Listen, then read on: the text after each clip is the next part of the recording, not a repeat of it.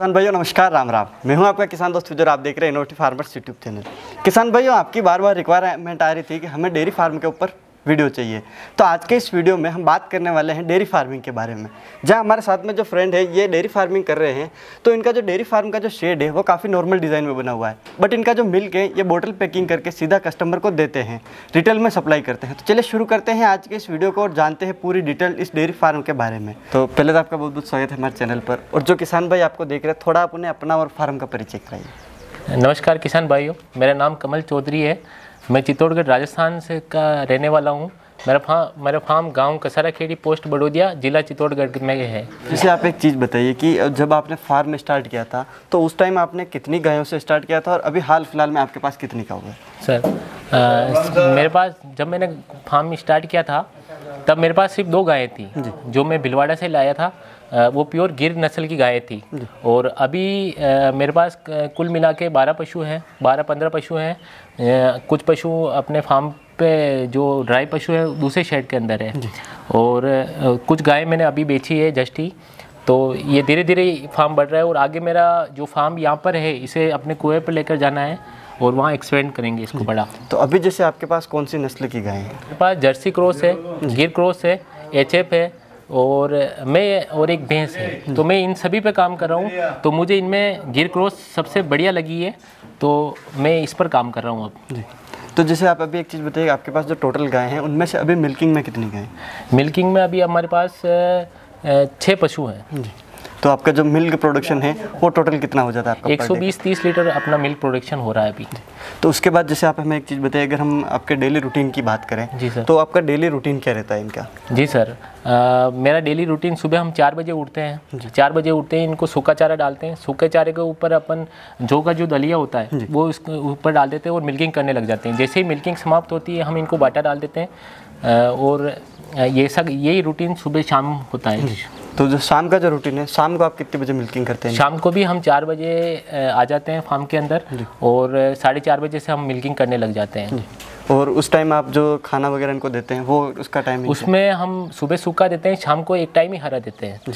तो हरा देते हैं, सबसे पहले हम कुट्टी और हरा मिक्स करके एक बार पशु को खिला देते हैं, और उसके बाद हम मिल्किंग करने लग जाते हैं। उसके बाद वापस बाटा डाल देते हैं उनको। तो उसकी जो आप हरा चारा या फिर जो सूखा चारा सुबह में डालते हैं उसकी क्वांटिटी कितनी रखी? हम हमारे पास प्लास्टिक का टब है, वो हम एक क्वांटिटी है कि 3 किलो उस हिसाब से डालते हैं। तो उसके बाद जैसे अगर हम दलिए वगैरह की इनकी बात करें, हाँ, तो वो आप कितना देते हैं? जो गाय मिल्क प्रोडक्शन कर रही है, जैसे 12 किलो मिल्क प्रोडक्शन कर रही है, तो उसे 6 किलो अपना दलिया वगैरह डालते हैं हम।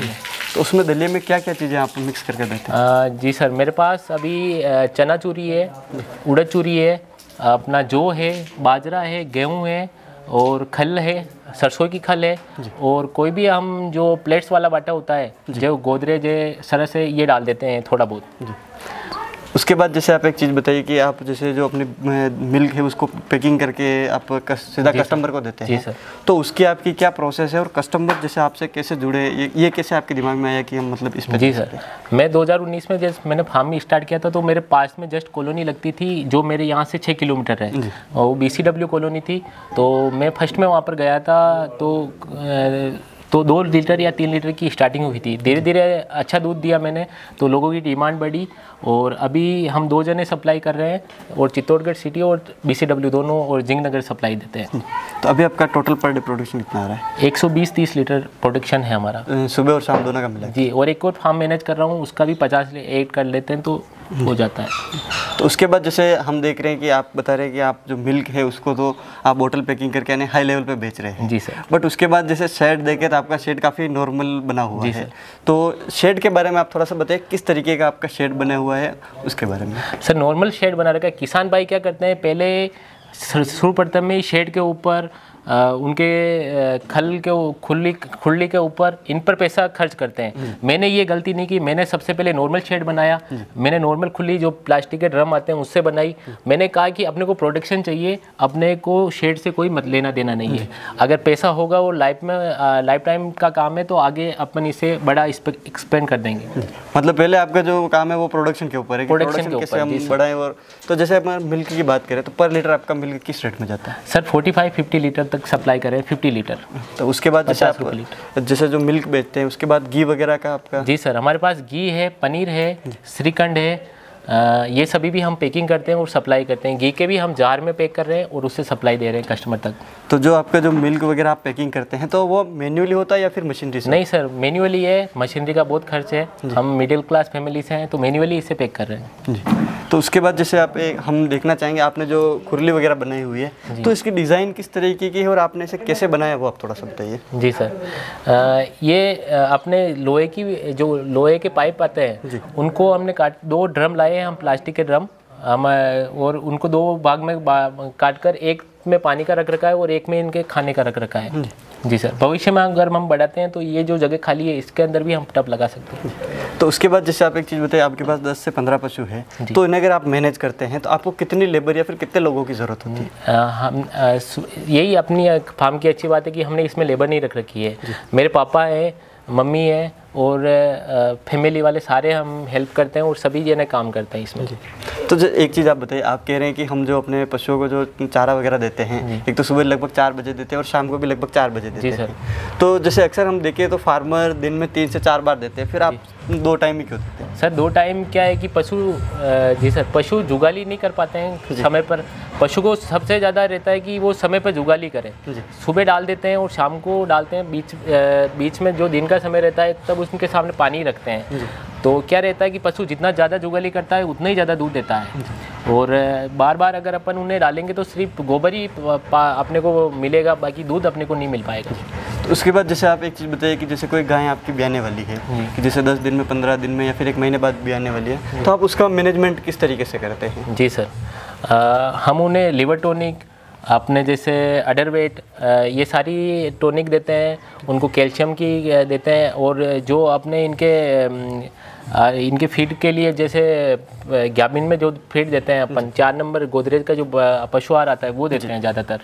तो उसके बाद जैसे आप एक चीज़ बताइए कि जैसे कोई गाय ब्याई, उसकी जो बछड़ी हुई, अगर आप उसे चाहते हैं कि मैं इसे अपने फार्म पे डेवलप करूँ और आगे टाइम में जाने के बाद में ये मुझे प्रोडक्शन दे, तो उसे आप किस तरीके से बड़ा करते हैं और उसका जो सिस्टम रहता है वो थोड़ा सा? जैसे सर मैं बताऊं तो ये हमारे जो गाय है ये मैंने अपने फार्म पे तैयार की हुई है। ये 15-16 महीने की बछड़ी जब कंसीव हो गई थी और आज ये अब टाइम का 9 लीटर पर डे का दूध दे रही है सुबह का। जी, तो उससे आपने क्या क्या फीड दिया शुरू से लेके अब तक में, वो आप थोड़ा बताइए। जी सर, हम जैसे गायों को देते हैं उन्हीं के अंदर से इनको थोड़ा, जैसे अब मैं मिनरल मिक्सचर यूज़ करता हूँ, मिनफा गोल्ड का मिनरल मिक्सचर है।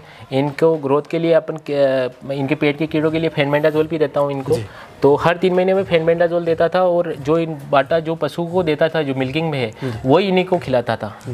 तो मैंने फार्म पे ये 2 बछड़ियाँ तैयार की है, 2 और तैयार की है जो मैंने अभी सेल की हुई है। तो अभी जैसे देखिए तो आपके पास हाईएस्ट प्रोडक्शन वाली जो काऊ है तो उसका कितना प्रोडक्शन आता है? जी सर, वो 12 लीटर पर टाइम का दे रही है, दोनों टाइम का 24 लीटर दूध देती है।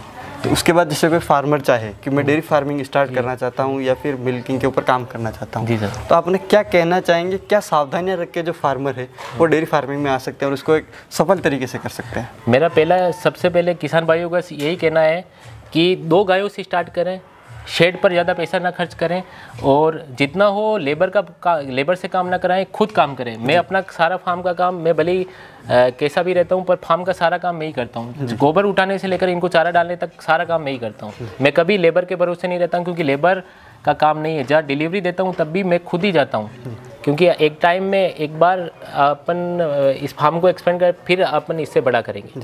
तो जैसे आपने बताया कि मिल्किंग के लिए आपने लड़के वगैरह रख रखे हैं, तो उसमें आपके पास कितने लड़के हैं या फिर जो मिल्किंग मिल्क जो आपका है बोटलिंग पैक करने से लेके आप जो कस्टमर तक पहुंचाते हैं उसका क्या सिस्टम है वो आप थोड़ा सा बताइए। जी सर, सुबह हम 5:30 बजे घर से निकल जाते हैं क्योंकि BCW में 8 बजे की शिफ्ट होती है तो सभी को जल्दी दूध देना होता है।